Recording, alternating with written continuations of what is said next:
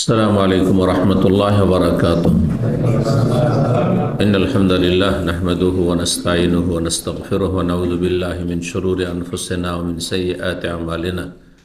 من يهده الله فلا مضل له ومن يضلل فلا هادي له وأشهد أن لا إله إلا الله وحده لا شريك له وأشهد أن محمدا عبده ورسوله صلى الله تعالى عليه وعلى آله وصحبه وسلم تسليما كثيرا.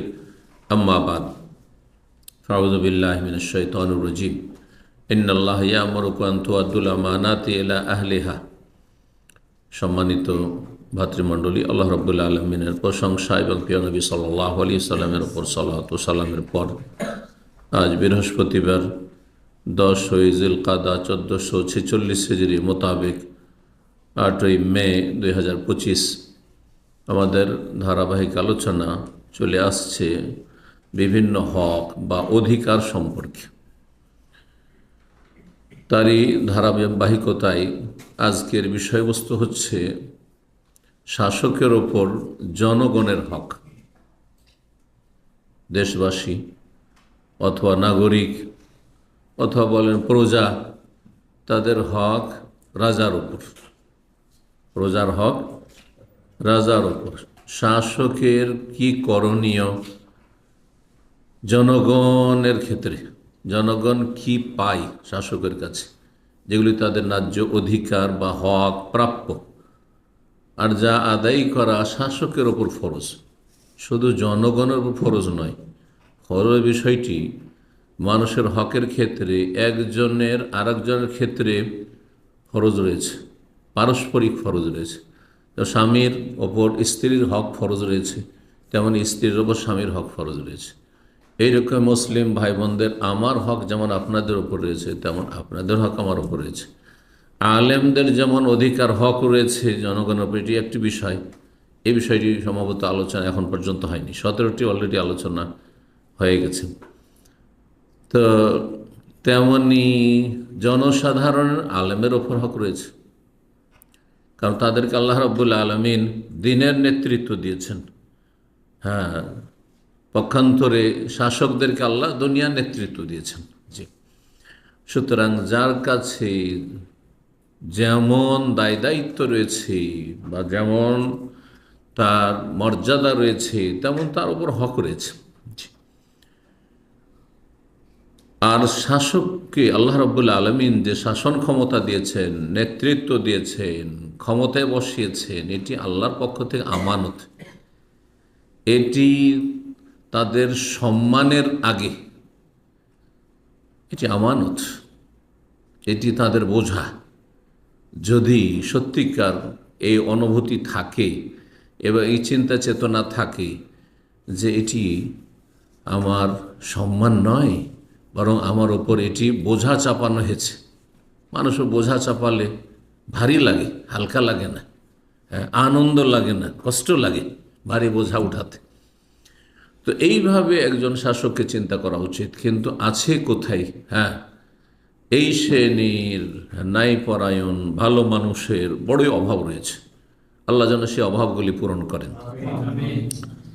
তো শাসন ক্ষমতা, নেতৃত্ব, দায়িত্ব, এগুলি আমানত।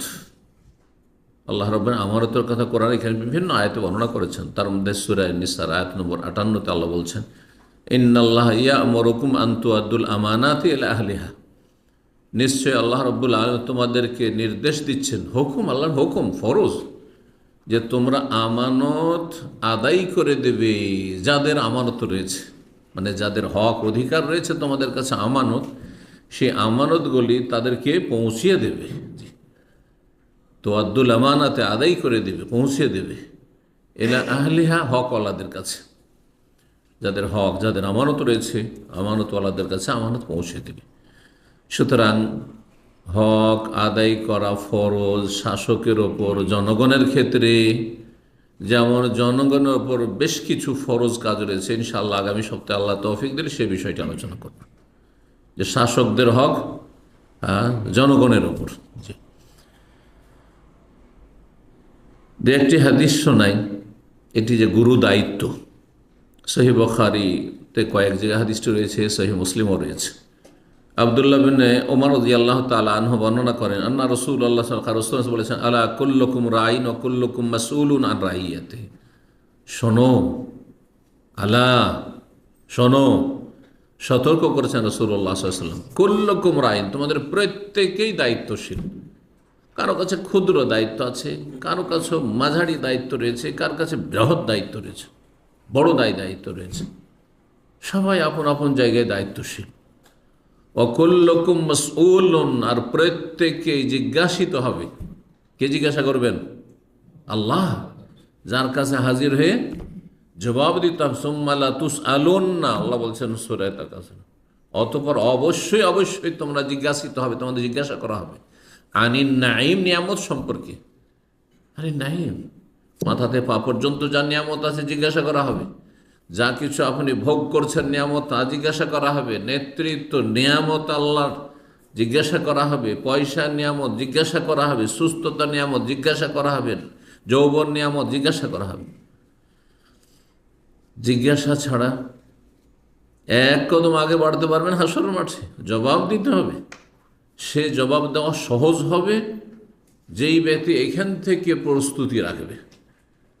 যারা কোম্পানিতে হিসাব নিকাশের কাজ করছেন, ডেইলি হিসাব নিকাশ যদি আপডেট রাখেন, মাস শেষে হিসাব দিতে অসুবিধা আছে, ফটাফট সামনে পেশ করে দেবেন এই যে হিসাব।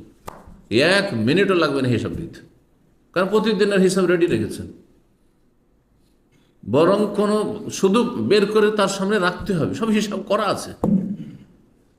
কারণ আজকাল কম্পিউটারের যুগে তো বুঝতেই পারেন। হ্যাঁ, যদি ওইরকম প্রোগ্রাম জানা থাকে সে তো অটোমেটিক হিসাব করে দিচ্ছে। শুধু আপনাকে সেই ডাটাগুলো রেডি রাখতে হবে। জি। তো আর যদি হিসাব রেখে দেন, হ্যাঁ রেখে দেন, গাদার গাদা হিসাব রেখে দিয়েছেন, কোনো পরোয়া করেন, যৌবন চলে গেছে, পড়েই আছে, কত বছর যে গেছে, কি অবস্থায়, কত পাপ করছে, বয়স চলে গেছে, কত পয়সা এসেছে, কত পয়সা গেছে, কোথা থেকে আসলো, কোথায় গেল, কতদিন নেতৃত্ব দিল, হ্যাঁ, আর কত লোকের হক মেরেছে, কত লোকের জুলম অত্যাচার, কত লোকের হক নষ্ট করেছে। হ্যাঁ, হিসাব দেওয়া তো সহজ নয়। হাসর মাঠে প্রত্যেককে হিসাব দিতে হবে, প্রত্যেককে হিসাব দিতে হবে। কারো হিসাব কম, যার যত দায়িত্ব কম হিসাবও তার কম কম। জি। যার আমল যত ভালো তার হিসাবও ভালো। জি। কুল্লুকুম রাইন, তোমাদের প্রত্যেকে দায়িত্বশীল, রাখালের মতো। রাখালকে একটা বকরি চড়াইতে দিল, ও রাখাল, ও একটা বকরি সময় মালিক জিজ্ঞাসা করবো, ও চাকর নকর, আর 2টা 10টা হাজার, হ্যাঁ হাজার হাজার, যাই হোক, এক কথায় মাসউলুন, সে দায়িত্বশীল, তাকে জবাব দিতে হবে। আন রাইয়াতিহি, তার রাখালি সম্পর্কে, তার দায়িত্ব সম্পর্কে। তারপরে এক একটি করে বর্ণনা করছে। ফলে ইমামুল্লাযী আলান নাসের আইন, শাসক, ইমাম, বড় শাসক, বড় ইমাম। জি। শাসক যারা, শাসন ক্ষমতায়, গোটা দেশের ইমাম। আর ক্ষুদ্র ইমামতি হচ্ছে মসজিদের ইমামতি। তো এখানে বড় ইমামের কথা বলা হয়েছে, ইমামতে উজমা। যেই শাসক সারা দেশের মানুষের, আলান নাস, জনগণের ওপর দায়িত্বশীল, রাইন ওয়া হুয়া মাসউলুন আন রাইয়াতিহি, জনগণ সম্পর্কে জিজ্ঞাসা করা হবে। দেশের যত নাগরিক আছে, নর নারী, শিশু, বৃদ্ধ, সুস্থ অসুস্থ, হ্যাঁ আমির গরিব, সবার সম্পর্কে জিজ্ঞাসা করা হবে। সৎ অসৎ সবার সম্পর্কে জিজ্ঞাসা করা হবে। ওয়ার-রাজুল রাইন আলা আহলি বাইতিহি, এমনকি একজন পুরুষ, সে হচ্ছে দায়িত্বশীল তার পরিবারে। স্বামী স্ত্রী 2 জন আছে, তার অধীনে একজন শুধু, ওর দায়িত্ব। নাবালক ভাই বোনের আছে, আর বাপ নেই, ওর দায়িত্ব। জিজ্ঞাসা করা হবে তাদের সম্পর্কে। নাবালক এসে আনা হয়ে গেছে, অথবা বোনের বিয়ে দিয়ে দিয়েছেন, দায়িত্ব শেষ হয়েছে, স্বামীর দায়িত্বে চলে গেছে। ছেলেমেয়েরা আছে, এখনো সব ছেলেরা নাবালক, আর মেয়ে, যেমনটা বললাম, যতক্ষণ মেয়ের বিয়ে না দিয়েছে ততক্ষণ, যদি 100 বছরের মেয়ে হয় তবু বাবা বেঁচে থাকলে তার দায়িত্ব আপনার ঘরে আছে, আপনার দায়িত্বে আছে। ওয়া হুয়া মাসউলুন রাইয়াতিহি, বাড়িওয়ালাকে বাড়ির দায়িত্ব সম্পর্কে জিজ্ঞাসা করা হবে। ওয়াল মারআতু রাইয়াতুন আলা আহলি বাইতি যাওজিহা, আর মহিলা নারীকে জিজ্ঞাসা করা হবে, গৃহিণীকে জিজ্ঞাসা করা হবে তার স্বামীর বাড়ি সম্পর্কে, বিবাহিতা মহিলাকে, যে তোমার স্বামীর বাড়িতে যা কিছু ছিল তা সংরক্ষণ করেছিলে, তার হেফাজত করেছিলে, হ্যাঁ, তার দেখাশোনা ঠিকভাবে করেছিলে না, সেগুলিকে নষ্ট করেছিলে, হ্যাঁ, স্বেচ্ছাচারিতা করেছিলে, হ্যাঁ, পাচার করেছিলে, কত রকম কি করে, খায় একজনের গুণ গায় আর একজনের, এরকম অসতী অনেক আছে। অথবা নয় ছয় করে, নিজের বংশের যখন, হ্যাঁ, ভাই বোন আসে তখন ঢেলে দেশ, আর যখন স্বামীর বংশের কেউ আসে তখন মুখ ভারী করে নেয়, এত বোঝা সামলাতে পারবো না, এসব আমার দায়িত্ব না। ওয়াহিয়া মাসউলাতুন আনহু, মহিলাকে জিজ্ঞাসা করা হবে এদের সম্পর্কে। ও আব্দুর রাজুলের রাইন আলা মালে সৈয়দি, এমন কি যে চাকর নকর দাস, তাকে জিজ্ঞাসা করা হবে তার মনিবের মালিকের ধন সম্পদ সম্পর্কে, যা দেখাশোনাতে দেওয়া হয়েছে তাকে। ওহ মাসউলুন আনহু, যারা দেশের চাকরিজীবী, সরকারের বিভিন্ন পদে আছে, তাদেরকে জিজ্ঞাসা করা হবে, তারা সরকারের আমলা, জিজ্ঞাসা করা হবে, তাদেরকে জবাব দিতে হবে। শেষখান আবার রিপিট করছেন, আলা, আবার শুনে রাখো, ভালো করে শোনো, ফাকুল্লুকুম রাইন ও কুল্লুকুম মাসউলুন রাইন, প্রত্যেকে তোমাদের দায়িত্বশীল, আর প্রত্যেকে নিজ নিজ দায়িত্ব সম্পর্কে জিজ্ঞাসা করা হবে। জি। আর একটি হাদিস বলি, রাসূলুল্লাহ সাল্লাল্লাহু আলাইহি সাল্লাম, শাসক দুই রকমের, তাই না?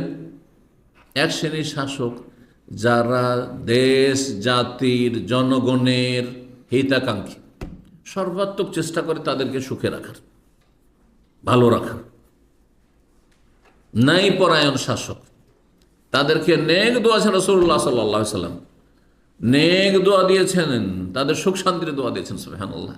নবী সাল্লাল্লাহু আলাইহি ওয়াসাল্লামের দোয়া 1400 বছর আগে সমস্ত শাসক, ভালো মানুষদের জন্য, যারা ভালো শাসক, নেক শাসক, তাদের জন্য দোয়া রয়েছে।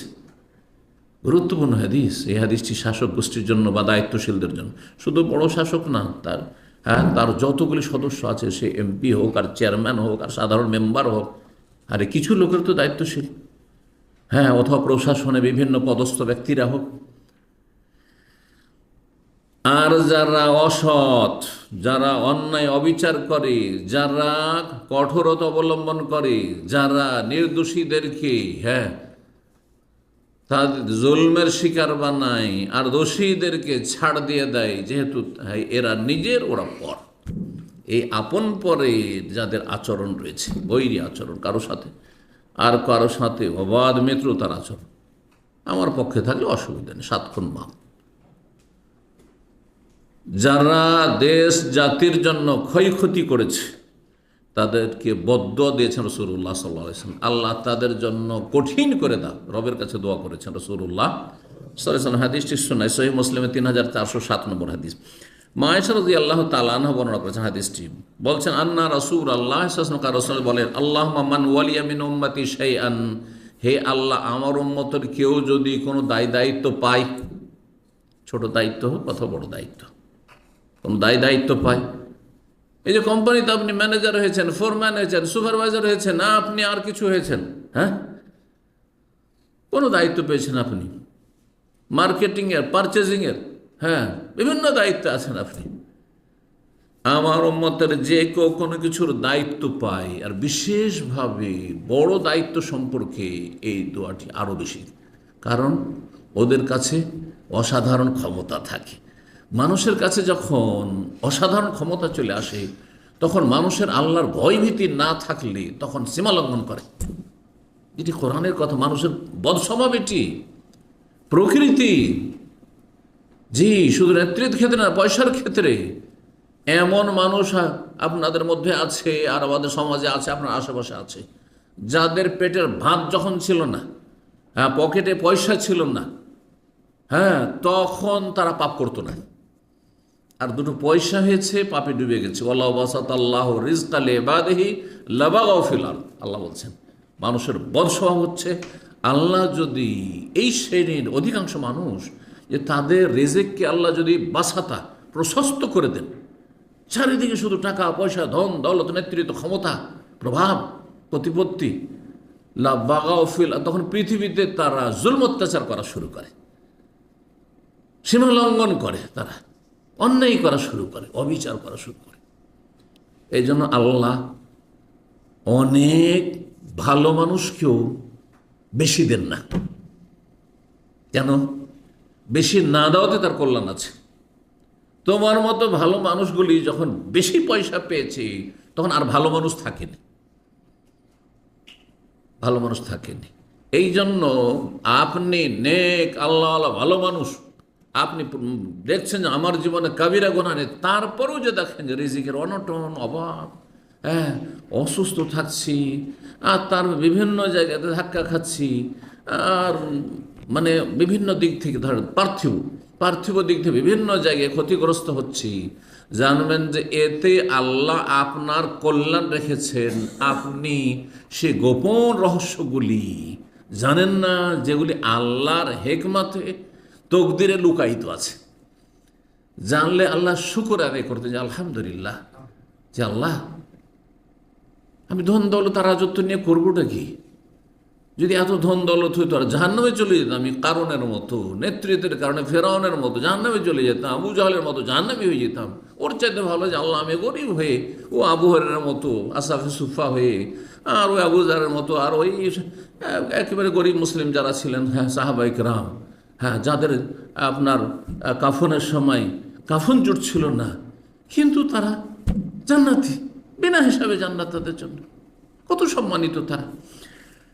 তো রাসূলুল্লাহ বলছেন যে হে আল্লাহ, মান ওয়ালিয়া মিন উম্মতি শাইআন, আমার উম্মতের কেউ যদি কোনো কিছুর দায়িত্ব পায়, ফারাফাকা বিহিম, তার উপরে জনগণের সাথে, নাগরিকদের সাথে যদি নম্র আচরণ করে, ভালো আচরণ করে, রিফক, নরম আচরণ করে, ভালো আচরণ করে, কারণ ক্ষমতা আছে, তারপরে ক্ষমতার প্রয়োগ করে না, দাপট দেখায় না, বিনয়ী হয়, অবিচার করে না। আল্লাহ ফারফক বেহিম, তাদের সাথে তুমি নরম আচরণ করো, ওই শাসকদের সাথে। সুবহানাল্লাহ, আল্লাহ তুমি নরম হইও, ওদের হিসাব কঠিনভাবে নিও না। নবীর দোয়া সাল্লাল্লাহু আলাইহি ওয়াসাল্লাম।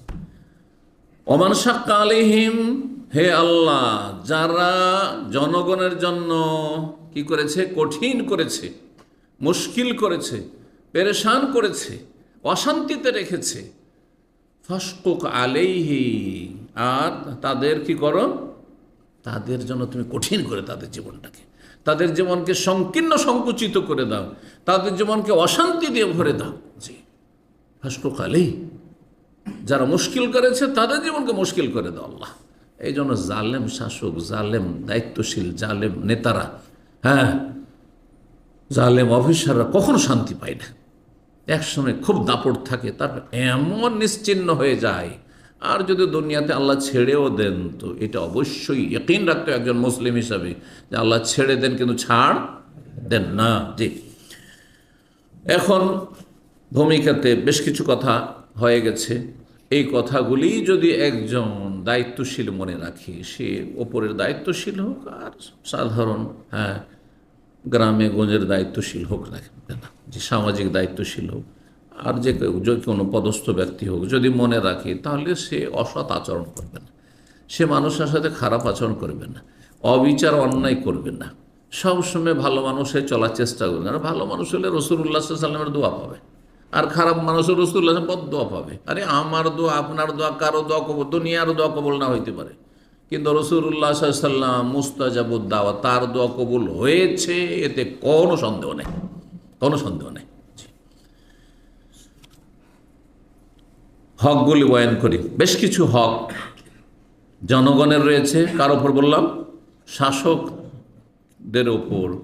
তার এক নম্বর হক, মুসলিম শাসক যদি হয়, তো মুসলিম শাসকের ফরজ দায়িত্ব জনগণের ক্ষেত্রে যে সে ইসলামী শরিয়া মোতাবেক ফয়সালা, বিচার করবে, বিচার বিভাগ চলবে কোরআনের সংবিধান দিয়ে, মানুষের তৈরি করা সংবিধান দিয়ে না।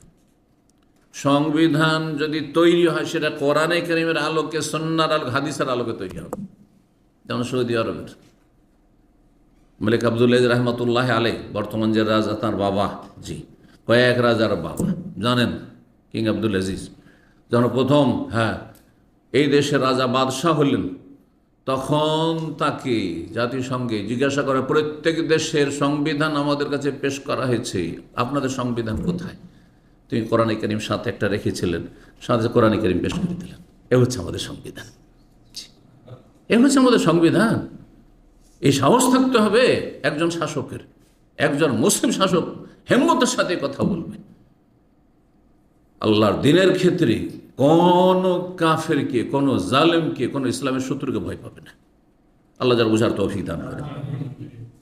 মানব রচিত বিধান দিয়ে ফায়সালা করবেন না, কারণ মানব রচিত বিধান দিয়ে দেশ পরিচালনা করা, ফায়সালা করা, সেটি কুফরি। যদি সেটাকে ইসলামের সমান মনে করে, বড় কুফরি। ইসলামের চাইতে ভালো মনে করে, বড় কুফরি। এটাও চলবে, ওটাও চলে মনে করে, তাও বড় কুফরি। কিন্তু যদি পারি না, করবো কি, আর নেতৃত্ব ছাড়তে পারছি না, আর পারছি না, চাপের মুখে অমুক তমুক, তাহলে তখন ফাসেক, পাপিষ্ট, তখন কাফের না।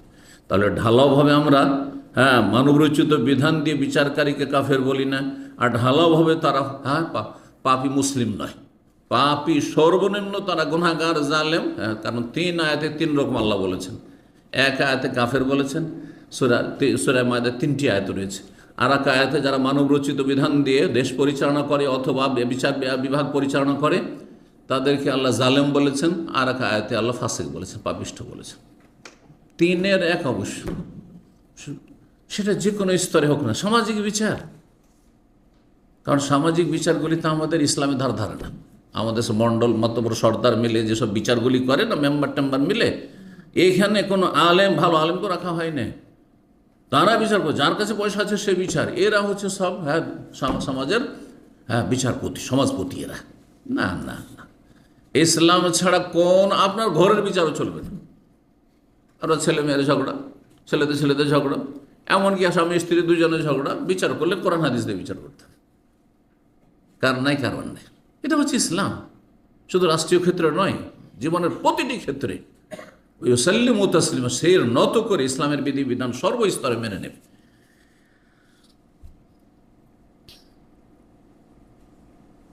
এই ক্ষেত্রে কোনো অপশন নেই, স্বাধীনতা নেই যে আমি করলাম না করলাম, কোনো স্বাধীনতা নেই। এবং শাসকের উপর ফরজ দায়িত্ব হচ্ছে যে জনগণকে এর জন্য উদ্বুদ্ধ করবে, বরং বাধ্য করবে যে মানব রচিত বিধানের কোনো সুযোগ নাই, ইসলাম দিয়ে দেশ শাসন হবে। জি। এবং এই ক্ষেত্রে কোন রকমের নম্রতা দেখাবে না, মুনাফিকি কপটতা দেখাবে না, এবং আল্লাহর বিধানের বাস্তবায়ন করতে গিয়ে কোন তিরস্কারকে ভয় করবে না। কে কি বলছে, কোথায় সমালোচনার পাত্র হয়ে যাচ্ছে, কোথায় বিতর্কিত হয়ে যাচ্ছে।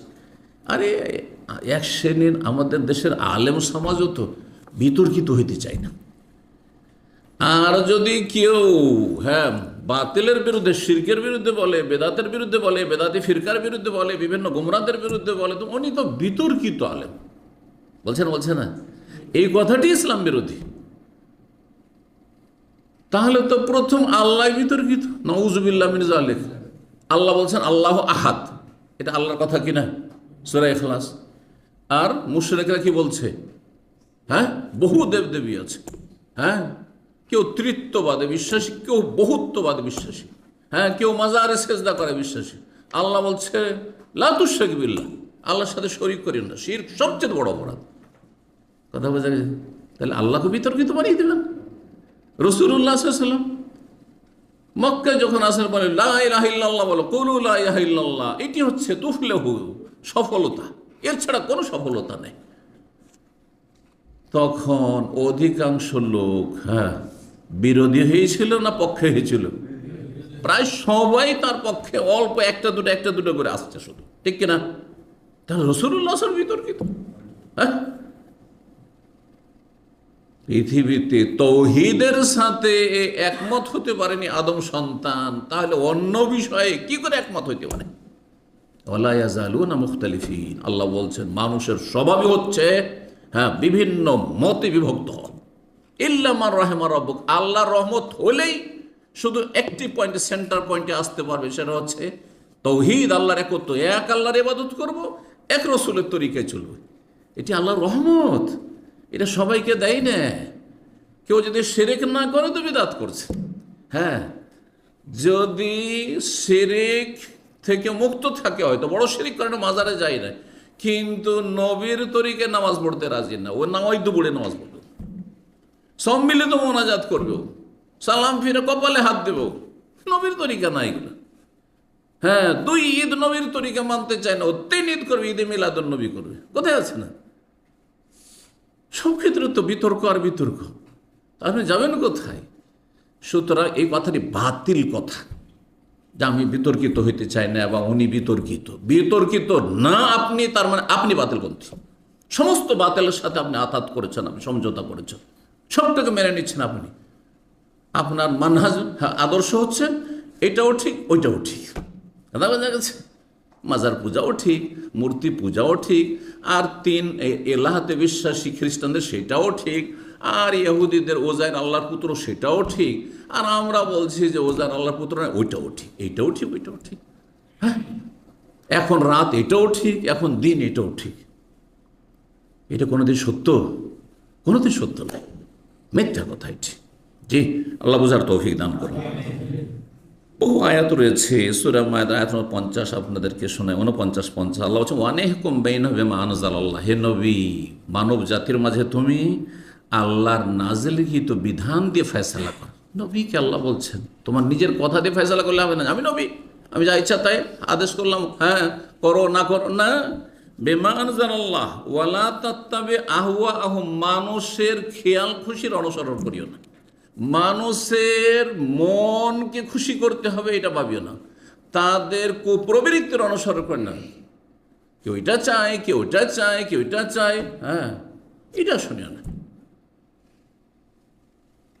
ওয়াহজারহুম, এবং তাদের থেকে সাবধান, যারা খেয়াল খুশি জীবনযাপন করে বা খেয়াল খুশি বিধান দিয়ে জীবনযাপন করতে চায়, দেশ পরিচালনা করতে চায়, তাদের থেকে সাবধান। আইয়াফতানুকাম বাযে মা আনজালাল্লাহ, তোমাকে যেন ফিতনায় না ফেলে দেয় আল্লাহর কিছু বিধান থেকে। যে কিছুর ক্ষেত্রে বলছে আচ্ছা ঠিক আছে সবই মানছি, শুধু এটুকু মানব না। আরব মুশরিকরা, মক্কার কাফেররা এইরকম প্রস্তাব পেশ করেছিল কিনা? রাসূল মুহাম্মদ সবই মেনে নিচ্ছে, তোমাকে রাজাও বানিয়ে দিচ্ছি, তোমার সুন্দরী নারীর সাথে বিয়েও দিয়ে দিচ্ছি, ধন সম্পত্তি তোমাকে একবারে অভাবমুক্ত করে দিচ্ছি, রনকুপ করে দিচ্ছি, মক্কার সবচেয়ে বড় ধনী হয়ে যাবে। কিন্তু আমাদের দেবদেবীগুলির বিরুদ্ধে বলি না, তুমি তোমার মতো ইবাদত করো, ঠিক আছে নামাজ পড়ো, ওটা তো বাধা দেবো না। কথা বোঝা গেছে? কিন্তু আমাদের দেবদেবীর পূজা বাতিল, এই কথাটি শুধু বলিও না। আল্লাহ বলছেন খবরদার, আল্লাহর বিধানের কিছু অংশ থেকে তোমাকে যেন ফিরিয়ে নিয়ে ফিতনায় লিপ্ত না করে। কারণ সবচেয়ে বড় ফিতনা হচ্ছে শিরিক, কুফরি, নাস্তিকতা, মানুষের তৈরি করা আইন, হ্যাঁ মতবাদ। জি, তো তারপরে আয়াত 50 নম্বর আয়াত বলছেন আফা হুকমুল জাহিলিয়াতি ইয়াবগুন, তারা জাহিলি যুগের মূর্খতার বিধান চাই তারা। তাহলে মানুষের ব্রেন থেকে যেসব আইন কানুন তৈরি হয়েছে, হ্যাঁ সেগুলি হচ্ছে অজ্ঞতাপূর্ণ, সেগুলি হচ্ছে অসার, আজকে চলছে কালকে চলবে না। আজকের লোকেরা 50 বছর আগে যেগুলিকে বলা হচ্ছিল এগুলি হচ্ছে সমাধান, আজকের কিছুটা উন্নতি করার বলছে যে না ওগুলো ক্যান্সেল, চলবে না। হচ্ছে না আপডেট, সব কিছুতে আপডেট হচ্ছে ওটা অচল এখন। ওগুলো আগের ভার্সন ছিল, এখন চলবে না। কিন্তু রব্বুল আলমের বিধান, যিনি আসমান জমিন সমস্ত কিছুর মালিক, যিনি আদমকে সৃষ্টি করেছেন, শেষ মানুষকে সৃষ্টি করবে রব্বুল আলমিন, তিনি সমস্ত মানব জাতির সমস্যার সমাধান আল কোরআনে রেখেছেন, রাসূলুল্লাহ সুন্নাহয় রেখেছেন। 2 নম্বর শাসকের হক হচ্ছে জনগণের ক্ষেত্রে যে জনগণকে দেশে নিরাপদ রাখবে, তাদের জান মালের সার্বিক নিরাপত্তা দেবে, তাদের রাস্তাঘাটকে নিরাপদ করবে, তাদের চলাফেরায় যেন কোনো রকমের তারা কোনো রকমের অশান্তি আর নিরাপত্তাহীনতায় না ভোগে। দেশে শান্তি প্রতিষ্ঠা করতে হবে, নিরাপত্তা প্রতিষ্ঠা রাখতে হবে। জি, তাহলে দেশে চোর, ডাকাত, ছিনতাইকারী আর তারপরে এই হাইজ্যাককারী, সুবহানাল্লাহ, আর এই রকমের বড় বড় জালেম কুখ্যাত খনি দেশে দাদাগিরি করছে, মস্তানি করছে না, এদেরকে দমন করতে হবে। এটি হচ্ছে জনগণের হক কার ওপর? শাসকের ওপর, দায়িত্বশীলদের ওপর। যে যেখানে দায়িত্ব রয়েছে, আর যিনি সবচেয়ে বড় দায়িত্বশীল, তার সবগুলি দায়িত্ব তার উপর রয়েছে। তিনি কাকে দিয়ে করাবেন এই কাজগুলি, হ্যাঁ তাকে এগুলি চিন্তা করতে হবে। তিন নম্বর হক হচ্ছে যখন কোনো কিছুর ভাগ বন্টন করবেন দেশে, তখন ন্যায়সঙ্গত করবেন, সমানভাবে যোগ্যতার ভিত্তিতে ভাগ করে দেবেন। যোগ্য ব্যক্তি চাকরি পাচ্ছে না, যোগ্য ব্যক্তিরা সুযোগ সহায়তা থেকে বঞ্চিত হচ্ছে, হ্যাঁ, কারণ এরা দূরের, হ্যাঁ, এরা কোনো রকমের ওই রকম আপনার সোর্স নিয়ে আসতে পারছে না, অথবা ঘুষ নিয়ে আসতে পারছে না, ঘুষ ছাড়া চাকরি হয় না, এগুলি চলবে না, এগুলি চলবে না। বাইতুল মাল অথবা জাতীয় সম্পদ, আজকালকার ভাষায় দেশের সম্পদে সবার সমান অধিকার আছে। আমিরের যে অধিকার আছে, গরিবেরও তাই অধিকার আছে। যোগ্যতার ভিত্তিতে তার ভাগ বন্টন হবে। যে যেই কাজের যোগ্য, যে যে ময়দানের যোগ্য, তাকে সেই ময়দানে দায়িত্ব দিতে হবে। অযোগ্যকে দায়িত্ব দিলে জবাব দিতে হবে হাসর মাঠে। 4 নম্বর হক হচ্ছে যে ইনসাফের সাথে বিচার আচার করবে। বিচার বিভাগে যেন কেউ জুলমের শিকার না হয়, নির্দোষী লোককে শাস্তি দেওয়া হচ্ছে আর দোষীদেরকে ছেড়ে দেওয়া হচ্ছে বিভিন্ন কারণে, এমনটা যেন না হয়। এমন হলে জবাব দিতে হবে, ফেঁসে যাবে।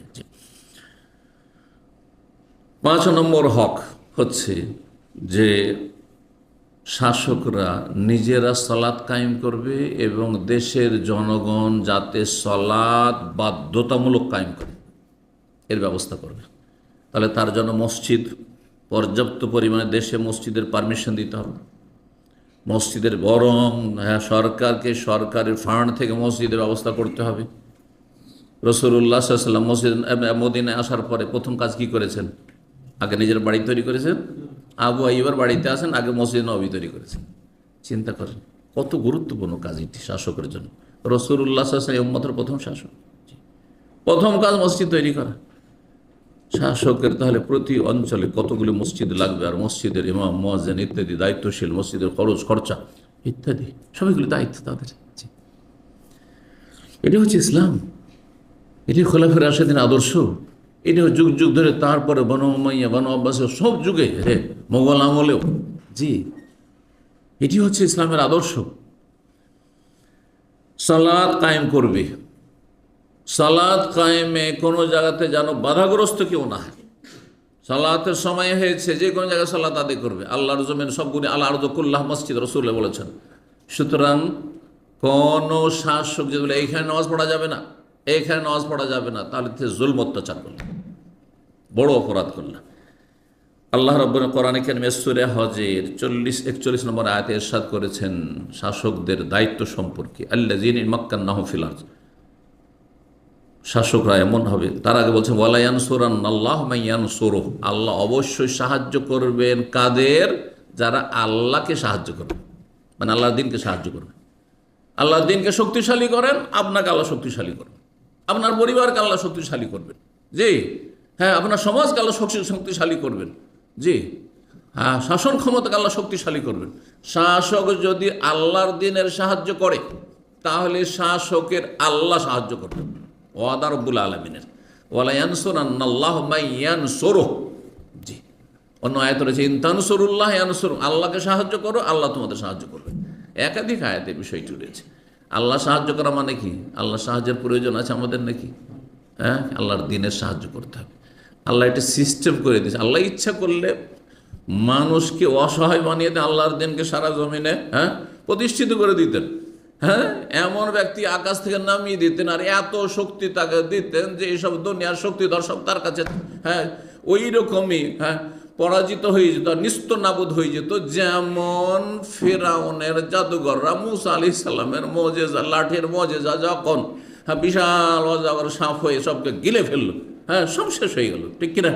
মুহূর্তের মধ্যে শেষ হয়ে গেল। আল্লাহ পারেন না করতে, কিন্তু আল্লাহ করবেন না, আল্লাহ সিস্টেম করেছে। আল্লাহকে আমাদেরকে কোন দিয়ে একসাথে বিনা মায়ে বিনা বাপে সৃষ্টি করতে পারতেন না? যেমন আদমকে করেছেন, হাওয়াকে করেছেন, আর ঈসাকে করেছেন, পারতেন কি পারতেন না? কিন্তু আল্লাহ একটা সিস্টেম করে দিয়েছেন, না এটা ব্যতিক্রম দেখিয়ে দিচ্ছি এই 3টি ঘটনায়, যে আমি সব কিছু করতে সক্ষম, কিন্তু একটা সিস্টেম আছে, নীতিমালা আছে। তো ওই রকমই দ্বীনের সাহায্য করতে হবে। দ্বীন, একটি কথা মনে রাখবেন, আল্লাহর দ্বীন সাহায্য প্রাপ্ত, আল্লাহর দ্বীন বিজয়ী, সেটা আমার মাধ্যমে হোক আর আপনাদের মাধ্যমে হোক। যদি এই মুসলিম জাতি দিয়ে না হয়, এরা অসার হয়ে যায়, আল্লাহ ইহুদি, নাসারা, খ্রিস্টান, অমুসলিম, হিন্দু সমস্ত তাদের ঘর থেকে আল্লাহ উঠিয়ে নিয়ে এসে তাদের মাধ্যমে আল্লাহ দিনকে শক্তিশালী করবে। এটা আল্লাহ সুন্নাতুল্লাহ। ইসলামের ইতিহাসে, মানব জাতির ইতিহাসে এরকম বহু নজির আছে। হালাকো খাঁ, চেঙ্গেজ খাঁ, এ মুঘলদের পূর্বপুরুষেরা, এরা কত দুর্দান্ত খুনি ছিল। দেশকে দেশ তারা খুন করে চলে গেছে। বাগদাদের পতন এদের হাতে ঘটেছে, কিন্তু এরা এই কালমা পড়ে মুসলমান হয়ে কয়েক শত বছর বিশাল ভারতে রাজত্ব করেছে। এটা কি ভুলে যাবেন? হ্যাঁ, হয়তো অনেকেই এগুলো বিষয় জানেন না অথবা খেয়ালই করেন না। তো আল্লাহ যখন দিনকে শক্তিশালী করতে চাইবেন, আরে আমি করব না, আমার ছেলেরা করবে না, আমার আগামী প্রজন্ম করে, আপনাদের আগামী প্রজন্ম করে, অন্যদেরকে আল্লাহ করাবেন। ইস্তাবদিল কওমান গায়রাকুম, কিন্তু আল্লাহর দিন বিজয়ী থাকবে। কোন জায়গায় জুলমের শিকার হচ্ছে, দুর্বল হয়ে যাচ্ছে, তাতে ধোঁকা খাবেন না, তাতে দুর্বল হবেন না, হীনমন্যতায় ভুগবেন না। আল্লাহর দিন সাহায্যপ্রাপ্ত, আল্লাহ সাহায্যের মালিক। কেউ না করবে, আল্লাহ তার দিনকে টিকিয়ে রাখবেন আল্লাহ জমিনে। জি, আল্লাযীনা মাক্কান্নাহুম ফিল, আল্লাহ বলছেন যদি তাদেরকে প্রতিষ্ঠিত করি, আর শাসকদেরকে আল্লাহ প্রতিষ্ঠিত করেছেন, জনগণদের ওপর তাদেরকে প্রতিষ্ঠিত করেছেন, তাদের কাছে ক্ষমতা রয়েছে, তাহলে কি করে? আকামুস সালাত, এক নম্বর নামাজ পড়বে, নামাজ পড়াবে। বেনামাজি দেশে বেনামাজ জায়গা নেই, বাধ্যতামূলক নামাজ পড়তে হবে। জি, সব কিছুর খবর রাখছে, এক একটা আইডি তৈরি করে, কে বৈধ কে অবৈধ, কার আইডি এক্সপায়ারি হয়ে গেল, আর বেনামাজের খবর রাখতে পারবে না? অবশ্যই খবর রাখতে পারবে। আকামুস সালাত, নামাজ কায়েম করাতে হবে। দেখেন, আলেমরা শুধু কথা বলে ওয়াজ করার মালিক, হ্যাঁ, ফোর্স করার ক্ষমতা নেই এবং তাদের দায়িত্ব নেই। যখন ক্ষমতা নেই তো দায়িত্ব নেই। আলেমদেরকে আল্লাহ নেতৃত্ব, ধর্মীয় নেতৃত্ব, দিনী নেতৃত্ব দিয়েছেন, কিন্তু আমাদের জবরদস্তি করার কোনো দায়িত্ব নেই। এমনকি আমার কথা শুনবেন হয়তো, তারপরেও হয়তো রাস্তায় বসে আছেন, আমি শুধু বলার দায়িত্ব, আপনাকে চাপ দেওয়ার অধিকার আমার নেই। চাপ দিলে আমার অন্যায় হবে, কারণ এই কাজটি সরকারের। পিটিয়ে মসজিদ মুখী করা, মসজিদে নিয়ে যাওয়া, হাজির করা, নামাজ পড়ানো, এটা সরকারের কাজ, শাসকের কাজ। আকামুস সালাহ ওয়া আতাউজ যাকাত, যাকাত দেবে, যাকাত নেবেও। বড় বড় পয়সাওয়ালা দেশে আছে, যাকাত দিচ্ছে কিনা, কোথায় তাদের যাকাত যাচ্ছে, খোঁজ খবর রাখবে। সমস্ত তদন্ত গোয়েন্দা বিভাগ করতে পারছে, আর পয়সার তদন্ত করতে পারবে, কার ইনকাম কত হইলো, ইনকাম ট্যাক্স দিচ্ছে কিনা, এগুলো করতে পারছে, আর যাকাতের খোঁজ নিতে পারবে না? অবশ্যই পারবে। ওয়ামারু বিল মারুফ, ভালো কাজের উপদেশ দেবে, অন্যায় কাজে বাধা দেবে। উপদেশ দেওয়ার তিনটা তরিকা আছে, অন্যায় কাজে বাধা দেওয়ার তিনটা তরিকা আছে। একটা হচ্ছে অন্তর থেকে ঘৃণা করে কিছুই বলতে পারছেন না, যখন একেবারে দুর্বল, আর মাঝামাঝি যেমন আলেম সমাজ বা আপনি বলতে পারছেন, হয়তো মুখ খোলা আছে, বলার অধিকার আছে, তখন হ্যাঁ বলে উপদেশ দিয়ে ভালো ভাষায়। আর যাদেরকে আল্লাহ ক্ষমতা দিয়েছেন তাদের ক্ষেত্রে বল প্রয়োগ করে ভালো কাজের আদেশ দিতে হবে, আর বল প্রয়োগ করে অন্যায়কে নির্মূল করতে হবে, আর অন্যায়কারীকে দমন করতে হবে। জি, সূরা হজের কথা বলছিলাম। 6 নম্বর হক হচ্ছে যে দেশবাসীর আকীদার সংশোধন করে, এই নয় যে দেশবাসী সমস্ত তরিকার শিরকি তরিকা চলছে, সবটাই ঠিক, এটা আপনাদের ব্যাপার। কে মাজারে সেজদা করবেন, আর কে নেচে নেচে হ্যাঁ গান গেয়ে আপনি জিকির করবেন, আর কে প্যান্ডেলে চড়বেন, আর কে আপনার লাফ দিয়ে ওড়াবেন আপনি পাগলের মতো, আর কি আপনি হ্যাঁ বুকে হাত বাঁধবেন, কে নিচে করবেন না। আরে ভাই, সহিটা মানেই তো হবে। ঠিক আছে, ছোটোখাটো যেগুলো সুন্নতের বিষয়, সেগুলো বিষয় ভিন্ন, সেগুলো ক্ষেত্রে হয়তো সুযোগ আছে ছাড়া দেওয়ার, কিন্তু তৌহিদের জায়গায় শিরকের কোনো সুযোগ নেই, সুন্নতের জায়গায় বেদাতের কোনো সুযোগ নেই, কবর পাকা থাকবে এর কোনো সুযোগ নেই, কবরে সেজদা হবে আর ওরস লাগবে, মেলা লাগবে, আর সেখানে খাসি মোরগ জবাই হবে, মন্দিরে যেমন আস্তানাতে জবাই তেমন, এগুলোর কোনো সুযোগ নেই, এই অধিকার নাই। এটা শাসকের ফরজ দায়িত্ব। জি, যে পাকা কবরগুলি যেগুলি শিরকের আস্তানা, সেগুলোকে গড়িয়ে দেবে, সমতল করে দেবে। নবী সাল্লাল্লাহু আলাইহি ওয়াসাল্লাম আলী রাদিয়াল্লাহু তাআলা আনহুকে এই আদেশ দিয়েছিলেন যে দিনের শিক্ষা দিবে, তার মানে ধর্মীয় সাবজেক্ট হ্যাঁ পর্যাপ্ত পরিমাণে থাকতে হবে। নামকে আসতে 100 মার্কের, আর কিছুই পড়ে না, মাধ্যমিক উচ্চ মাধ্যমিক বিএ এমএ পাশ করে ইসলামের কিছুই জানে না, এমন যেন দেশের মুসলিম হ্যাঁ ছেলেমেয়েরা না হয়। দিনের জ্ঞান তাদেরকে দিতে হবে যথেষ্ট পরিমাণে। শিরকের যত আস্তানা রয়েছে সেগুলিকে দূর করতে হবে, এবং শিরকের, বেদাতের, পাপের যত রাস্তা রয়েছে, পাপাচার রাস্তাগুলি বন্ধ করতে হবে। এগুলি তাদের দায়িত্ব। 7 নম্বর হচ্ছে মুসলিমদের ইজ্জত আবরুর হেফাজত করবে। হ্যাঁ, মুসলিমদের শিশুদের হেফাজত করবে, নারীদের হেফাজত করবে, মান সম্মানের হেফাজত করবে, এবং হ্যাঁ, একাকার নারী পুরুষকে একাকার হওয়ার সুযোগ দেবে না। কোথায় আজকে মুসলিম জাতি চলে গেছে যে সহশিক্ষা ছাড়া স্কুল, কলেজ, ইউনিভার্সিটি নাই। হ্যাঁ, এটা ইসলাম সমর্থন করে? মোটেই করেন না। জবাব দিতে হবে রবকে। জি, সহশিক্ষা বন্ধ করবে, একসাথে একাকার হয়ে অবাধ মেলামেশায় কাজকর্ম করছে, এগুলো বন্ধ করতে হবে। ইউনিভার্সিটিতে হোক, ধর্মীয় প্রতিষ্ঠানে হোক, আর যানবাহনে হোক, যানবাহনেও আলাদা ব্যবস্থা করতে হবে। মহিলাদের জন্য আপনার ট্রেনে মহিলা বগির ব্যবস্থা থাকতে পারে, মহিলারা মহিলাদের এতে উঠবে, ইত্যাদি ইত্যাদি। মহিলারা তাদের জায়গা আলাদা থাকবে, পুরুষদের জায়গা আলাদা থাকবে। হ্যাঁ, মাঠে ময়দানে সব জায়গাতে, রাস্তাঘাটে যথাসাধ্য নারী পুরুষের একাকার হওয়া থেকে যেগুলো অশ্লীলতা ছড়ায়, সমাজে মানুষের চারিত্রিক পদস্খলন ঘটায়, মানুষকে নোংরামিতে ডুবিয়ে দেয়, জেনা ব্যভিচার রাস্তাকে প্রশস্ত করে, সেগুলিকে বন্ধ করতে হবে। তাহলে এগুলি যদি বন্ধ করতে হয় তো বেশ্যাখানার লাইসেন্স দেওয়া যাবে?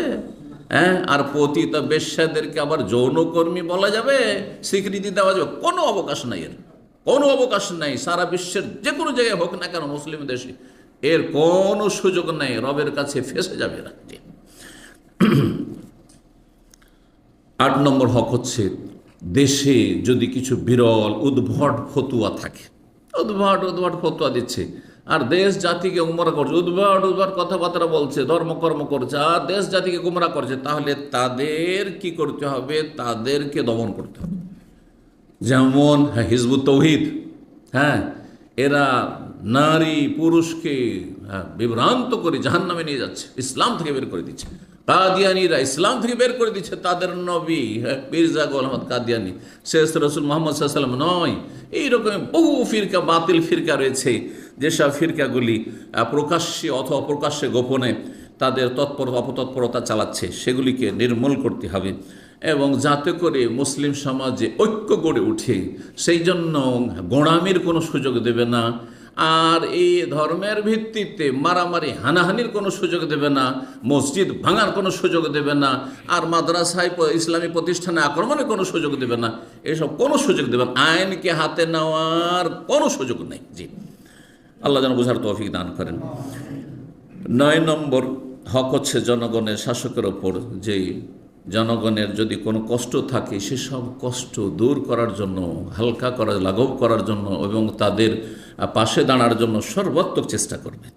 10 নম্বর হচ্ছে যে শাসকরা, তাদের কাছে যে আমানত রয়েছে, জাতীয় সম্পদ, অঢেল ধন সম্পদ দেশের ইনকাম সোর্স থেকে আসছে, সেগুলিতে স্বেচ্ছাচারিতা না করে, স্বৈরাচারী যেন না হয়, যা ইচ্ছা তাই। কত ধন সম্পদ যে দেশ থেকে পাচার হয়ে চলে যাচ্ছে, আর দেশের মানুষ এত টাকা পয়সা কষ্ট করে ইনকাম করে দেশে পাঠালো, আর দেশে করলেও দেশের মানুষ ফকির হয়েই থেকে গেল, গরিব হয়েই থেকে গেল, আরও গরিব হচ্ছে, আর লুটপাট করে এক সেই অসৎ চক্র খাচ্ছে, আর তাদেরকে ছাড় দেওয়া রয়েছে। এসব যেন না হয়। 11 নম্বর হচ্ছে যে যার যে মর্যাদা সেখানে তাদেরকে অধিষ্ঠিত করবে, যার যেমন যোগ্যতা, যার যেমন মর্যাদা সেখানে রাখবে। একজন বিদাতি, আর গোঁড়া কট্টর, তাকে জাতীয় মসজিদের ইমাম আর খতিব বানিয়ে দেবে, সে বিদ্বেষ ছড়াবে, হ্যাঁ, আর কলহ বিবাদ সৃষ্টি করবে। এটা ইসলাম সমর্থন করে না।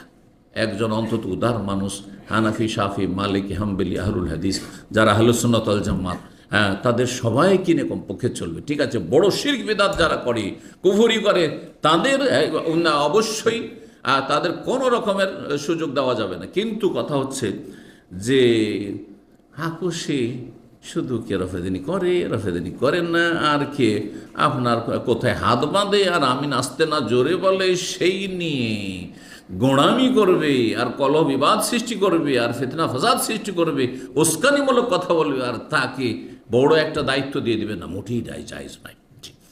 তো তো যার যেমন যোগ্যতা রয়েছে, বড় বড় যোগ্য আলেম রয়েছে, কোরআন সুন্নাহর বড় বড় পণ্ডিত আলেমরা রয়েছে। হ্যাঁ, বিভিন্ন দেশে, এমন কোনো দেশ নেই মুসলিম দেশে সেখানে যোগ্য আলেমরা নেই, কিন্তু যোগ্য আলেমদের মূল্যায়ন করা হয় না, যোগ্য আলেমদেরকে সেই সম্মান দেওয়া হয় না, সে মর্যাদা দেওয়া হয় না। বিশেষ করে উলামায়ে কেরাম, দিনের যারা খাদেম এবং দিনের যারা ছাত্র, তাদেরকে মর্যাদা দিতে হবে, তাদেরকে সম্মান দিতে হবে, তাহলে মানুষরা দিন শিক্ষার জন্য আগ্রহী হবে। সরকারিভাবে যদি আলেম ওলামাদেরকে সম্মানিত করা হয় এবং যারা ইসলামিক প্রতিষ্ঠান, ইসলামিক মাদ্রাসায় লেখাপড়া, ইসলামিক শিক্ষা গ্রহণ করে তাদেরকে সম্মানিত করা হয়, তাহলে বড় বড় ধনীদের ছেলেমেয়েরা তখন ইসলাম পড়া শুরু হবে কি হবে না?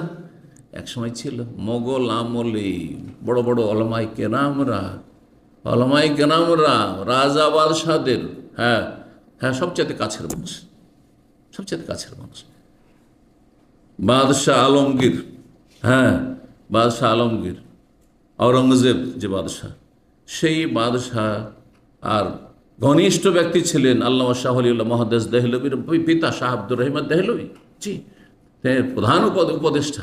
এবং তার কাজ উপদেশ ছাড়া, তার দিক নির্দেশনা ছাড়া এরকম আরও বহু ওলামায়ে কেরাম নাম রয়েছে, যা সময়ের স্বল্পতার জন্য সেগুলি বলার সুযোগ এখানে নেই। তাদের পরামর্শ ছাড়া একটি কোনো সিদ্ধান্ত নিতেন না। জি। 12 নম্বর হক হচ্ছে যে মুসলিম দেশে মুসলিমদের নেতৃত্ব কোনো মহিলাকে দেবেন না। মহিলাকে দিল মন্ত্রী বানিয়ে, মহিলাকে দিল প্রধান বিচারপতি আর বিচারপতি বানিয়ে দেয়, মহিলাকে বড় পদ দিয়ে দিল, অথবা দেশের গুরু দায়িত্ব দিয়ে দিল, একবারে দেশের প্রধান, সেনাবাহিনীর প্রধান বানিয়ে দিল। তাহলে আল্লাহর কী করে রহমত নাজিল হবে? কী করে রহমত হবে? লা ইউফলিহু কওমুন ওয়াল্লাউ আমরাহুম ইমরাহ, সহিহ বুখারী হাদিস। ওই জাতি কখনো সাকসেস নয়, সফল নয়, যেই জাতির নেতৃত্ব, বড় নেতৃত্ব, ছোটোখাটো চাকরি বাকরি সেটা ভিন্ন বিষয়, কিন্তু বৃহৎ নেতৃত্ব দিয়ে দিল একজন মহিলাকে, সেই জাতি কখনো সাকসেস হতে পারবে না। আল্লাহর এসব বালা মুসিবত থেকে যেন আমাদেরকে মুক্তি লাভের তৌফিক দান করে। আর এসব হয়েছে আমাদের পাপের জন্য, দেশবাসীর পাপের কারণে। 13 নম্বর হচ্ছে যে যেসব আমলা হবে দেশে, অথবা মন্ত্রী মিনিস্টার হবে, পদস্থ ব্যক্তি অফিসাররা হবে, তারা যেন ভালো মানুষ হয়, যথাসাধ্য ভালো মানুষকে এই রকমের পদগুলো দেবে, যাদের দ্বারা দেশের কল্যাণ হয়, জাতির কল্যাণ হয়, আর জাতি তাদের থেকে উপকৃত হয়। বাছাইকৃত ভালো মানুষদেরকে এইসব দায়িত্বগুলো দেবে। 14 নম্বর হচ্ছে যে দেশে যেন কোনো রকমের অশ্লীলতা ছড়ায় এমন সুযোগ দেবে না। পুরুষে বিয়ে করতে পারবে, নারীতে বিয়ে করতে পারবে, চাইছে পশ্চিমা শক্তি চাইছে মুসলিম দেশগুলিতে আইন চাপিয়ে দেওয়ার জন্য, আপনাদের জানা আছে, কথা বোঝা গেছে না? এইটাকে রাষ্ট্রীয়ভাবে বৈধতা দেওয়ার জন্য মুসলিম দেশগুলি দুর্বলতা মানে এই সুযোগ হিসেবে গ্রহণ করে তাদের উপর চাপিয়ে দেওয়ার চেষ্টা করছে। আর একদিন মোনাফিকগুলোকে দেশে কিন্তু ওরা অলরেডি পাঠিয়ে দিয়েছে, তোমরা এগুলো প্রস্তাব পেশ করো আর সরকারকে বাধ্য করো, এর জন্য তোমরা মিছিল বিক্ষোভ করো যে আমাদেরকে এই সুযোগ দিতে হবে। কেন? আমার যদি কারো পছন্দ হয় যে আমি একজন ছেলে মেয়েকে বিয়ে করবে, তো আমি ছেলেকে বিয়ে করব, আমি মেয়েকে বিয়ে করব, কেন আমাকে অধিকার দেওয়া হবে না? আউযুবিল্লাহ, এই সুযোগ নেই। জি, কোনো অশ্লীলতা ছড়াবার কোনো সুযোগ দেবে না, না হইলে আল্লাহর আযাব দুনিয়াতে আসবে। আর মুসলিম দেশে অশান্তির কারণ হচ্ছে এটি। কিন্তু সূরা নূরের আয়াত নম্বর 19 আল্লাহ ইরশাদ করেছে, ইন্নাল্লাযীনা ইউহিব্বুনা আন তাশিয়াল ফাহিশাতু ফিল্লাযীনা আমানু লাহুম আযাবুন আলীমুন ফিদ দুনিয়া ওয়াল আখিরাহ।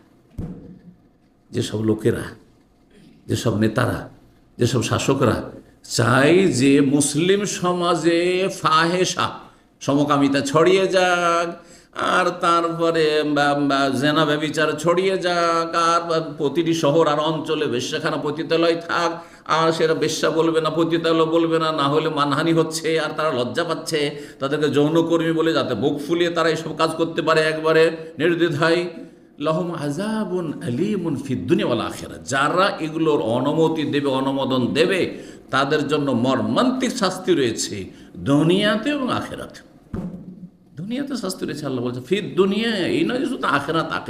কারণ আজকাল অধিকাংশ লোকের আখিরাতকে ভয় পায় না। ও আখিরাত, ও আপনি খুব বিশ্বাস করেন, মোল্লার দৌড় মসজিদ, ওরা ওগুলো নিয়ে থাক।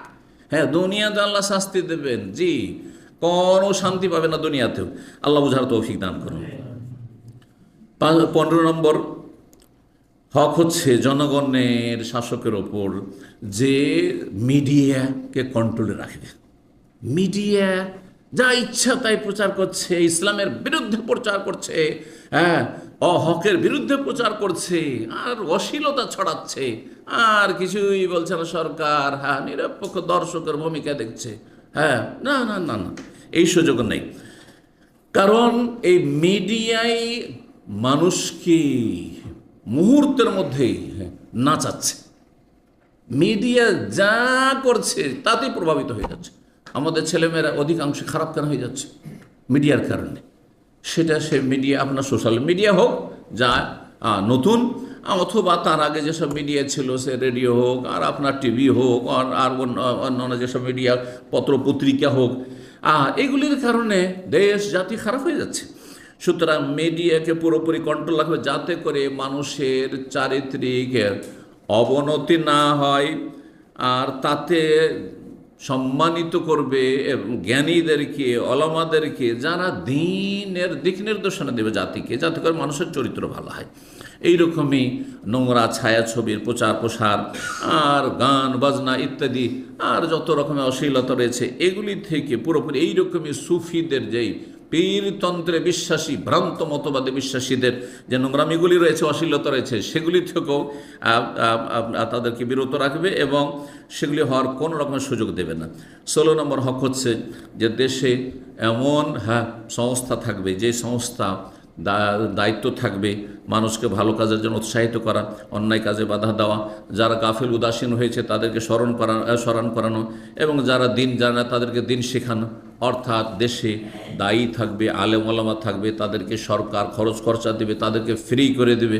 কারণ একজন মানুষ ভালো আলেম হলেও আর ভালো দায়ী হইলেও তার আগে পেটের চিন্তা করতে হবে। ও তো ফেরেশতা নয়, কিন্তু পেটের চিন্তা থেকে যদি চিন্তা মুক্ত করে দেন তাহলে ফ্রি। আর সেটা যদি সরকার করে দেয় যে এদেরকে ছেড়ে দিয়েছে শুধু আল্লাহর দিনের কথা মানুষের ঘরে ঘরে পৌঁছে দেওয়ার জন্য, মসজিদে মসজিদে আর মাদ্রাসা ইসলামিক প্রতিষ্ঠানে অথবা যেখানে সেখানে তারা যেন দিনের কথা প্রচার প্রসার করতে পারে, তাহলে দেশের মানুষ সৎ অবশ্যই হবে। কারণ ওরা জানছে যে সরকারের পক্ষ থেকে এরা আছে। হ্যাঁ, এমনি আলেমের কথা শুনতে চাইবে না, কিন্তু যখন যাবে না এই সরকারের পক্ষ থেকে রে, না শুনলে খবর আছে, হ্যাঁ, তখন পালপিটেশন শুরু হয়ে যাবে। ঠিক কিনা? জি। তো শেষ করতে যাচ্ছি। 17 নম্বর হক হচ্ছে যে ইসলামের প্রতিরক্ষার জন্য, ডিফেন্সের জন্য, মুসলিম জাতির ডিফেন্স প্রতিরক্ষার জন্য কি করবে? সর্বাত্মক চেষ্টা করবে যাতে ইসলাম মুসলিম ক্ষতিগ্রস্ত না হয়। হ্যাঁ, দেশের হেফাজতের সাথে তার আগে মানুষের জান মালের হেফাজতের কথা চিন্তা করতে হবে, তাদের নিরাপত্তার কথা আগে চিন্তা করতে হবে, এবং মুসলিমদের যেসব সমস্যাগুলি রয়েছে সেই সব সমস্যা জর্জরিত, সেসব সমস্যাকে গুরুত্ব দিতে হবে। এই নয় যে কোনো ব্যাপার না এগুলো। তারপরে আজকাল এমন হয়েছে জাতীয়তার কারণে যে পাশের দেশে যদি জুলমের শিকার হয়, না না, ওটা তো অন্য দেশের ব্যাপার। কারণ একটা আন্তর্জাতিক অবিচারমূলক আইন তৈরি করা আছে যে আপনি অন্য দেশের বিষয়ে হস্তক্ষেপ করবেন না। সুতরাং আমরা মুসলিমদেরকে মারি আর শেষ করি আর যাই করি, আপনাদের কোনো বলার অধিকার নেই। করা হয়েছে না হয়নি? যার ফলে হচ্ছে কি এখন সবাই নিজে নিজে নাফসি নাফসি। ফিলিস্তিনে যা হচ্ছে ওটা তো সেখানকার ব্যাপার, আপনার তো কোনো ক্ষতি করিনি, আপনি কেন এখানে হস্তক্ষেপ করতে আসবেন? আপনার এখানে কি আছে? তো এই যে করা হয়েছে, তাদের কাছে আল্লাহ যে ক্ষমতা দিয়েছেন, দুনিয়ার ক্ষমতা, সেই ক্ষমতার অপব্যবহার করে এতে মুসলিমরা বিভিন্ন কারণে দুর্বল হয়ে যাওয়ায় সেখানে গিয়ে অনেকের তো সেসব চিন্তাও নেই, আর চিন্তা থাকলেও সেগুলো পেরে ওঠে না। এটা যেন যথাসাধ্য মুসলিম উম্মার সমস্যাগুলিকে গুরুত্ব দিতে হবে এবং মুসলিমদেরকে শক্তিশালী করার চেষ্টা করতে হবে। রব্বুল আলামিন যেন তৌফিক দান করেন। 18 নম্বর সর্বশেষ হক, অনেকগুলি হক বয়ান করলাম। শাসকের ওপর জনগণের হচ্ছে যে জনগণের যতক্ষণ পর্যন্ত প্রকাশ্য কোনো দোষ না পাচ্ছে, তাদের পিছনে গোয়েন্দাগিরি করবে না। প্রত্যেকের পিছনে একটা করে ফাইল খুলে দেওয়া, এরকম যেন না হয়। যদিও হয়তো এটা নেই, কিন্তু অনেকের পিছনে আর আজকাল ধার্মিক হলে তো ওর জন্য ওর পিছনে আরও লাগবে, যে দেখি ধার্মিক তো কোন ধার্মিক, হ্যাঁ হ্যাঁ, দাঁড়িয়ে থাকলে ওর পিছনে লাগবে দেখো। আর শুধু তাই নয়, বরং বিশেষ টার্গেটে কোনো একটা নীল নকশাতে দেখাইতে হবে, একটা টেরোরিস্ট দেখাইতে হবে, হ্যাঁ, অথবা আমাকে পদমর্যাদা, অফিসার পদমর্যাদা বাড়াইতে, ওপরে উঠতে হবে র্যাঙ্কিংয়ের ক্ষেত্রে। সুতরাং এই র্যাঙ্ক হাসিল করতে হলে একটা ঘটনা ঘটিয়ে দিতে হবে, আর সেই জন্য একটা নকশা তৈরি করে ভালো মানুষগুলোকে দিল ফাঁসি, আর নির্দোষীকে আপনার সন্ত্রাসী বানিয়ে দিল, জঙ্গি বানিয়ে দিল। এইরকম জুলুম অত্যাচার করলে দেশে কখনো শান্তি হবে না, আল্লাহর আযাব নেমে আসবে। মানুষ এর আসল হচ্ছে দেশের মানুষ ভালো মানুষ, যতক্ষণ পর্যন্ত প্রকাশ্যে কোনো অপরাধ দেখছি না। যখন অপরাধ দেখবেন তখন তাদের বিরুদ্ধে আপনি তদন্ত করেন। কিন্তু এমনি একটা ভালো মানুষ আর তার পিছনে গোয়েন্দা লাগিয়ে রেখেছেন, আর তারপরে তাকে ফাঁসাবার চেষ্টা করছেন। ফাঁসাবার চেষ্টা করলে অধিকাংশ মানুষকে হয়তো ফাঁসিয়ে দেওয়া যায় সামান্য কিছু তিলকে তাল করে, এমনটা যেন না হয়। আল্লাহ রাব্বুল আলামিন না হলে হিসাব নেবেন। রাসূলুল্লাহ সাল্লাল্লাহু আলাইহি ওয়াসাল্লাম ওয়ালা তাজাসসু, কোরআনেও রয়েছে ওয়ালা তাজাসসু, তোমরা জাসুসি করিও না, গোয়েন্দাগিরি করিও না। এটা ব্যক্তির ক্ষেত্রেও, আপনার ভাই, আপনার ভাইয়ের স্ত্রী, হ্যাঁ, আপনার আত্মীয় স্বজন, আপনার প্রতিবেশী কখন আসে, কেন আসে, ওর বাড়িতে ওই ছেলে কেন আসে, ওই মেয়ে কেন এখানে যায়, ওই রাতের অন্ধকারে কেন মেয়েটাকে দেখলাম, এগুলো করার আপনার কি প্রয়োজন রয়েছে? আপনার গোয়েন্দাগিরি করার কি প্রয়োজন রয়েছে? জি, তো দায়িত্বশীল যারা তারা সেটা করবে। একেবারে যখন প্রকাশ্যে দেখবেন তখন অবশ্যই সমাজে অন্যায় অশ্লীলতাকে কোনো রকমের সুযোগ দিতে হবে না বাড়ার। কিন্তু আপনি এমনি এমনি কারো বিরুদ্ধে গোয়েন্দাগিরি করবেন, এটা সর্বস্তরে হারাম। হ্যাঁ, রাষ্ট্রীয় ক্ষেত্রে হারাম, সামাজিক ক্ষেত্রে হারাম, পারিবারিক ক্ষেত্র হারাম, সমস্ত ক্ষেত্রে হারাম। আল্লাহ রাব্বুল আলামিন যেন আমাদেরকে হক বোঝার তৌফিক দান করেন এবং ন্যায়সঙ্গত জীবনযাপনের তৌফিক দান করেন, এবং প্রত্যেককে নিজ নিজ জায়গা থেকে একে অপরের হক আদায় করার তৌফিক দান করেন। শাসকদেরকে জনগণের হক আদায়ের তৌফিক দান করেন, জনগণকে দেশের শাসকদের হক আদায় করার তৌফিক দান করেন। আল্লাহ রাব্বুল আমাদেরকে ভালো মানুষ হয়ে চলার তৌফিক দান করেন, জান্নাতুল ফিরদৌস দান করেন। ওয়া জাযাকুমুল্লাহু খাইরান ওয়া সাল্লাল্লাহু ওয়া সাল্লাম আলা নবিয়িনা মুহাম্মদ ওয়া আলা আলিহি ওয়া সাহবিহি আজমাইন।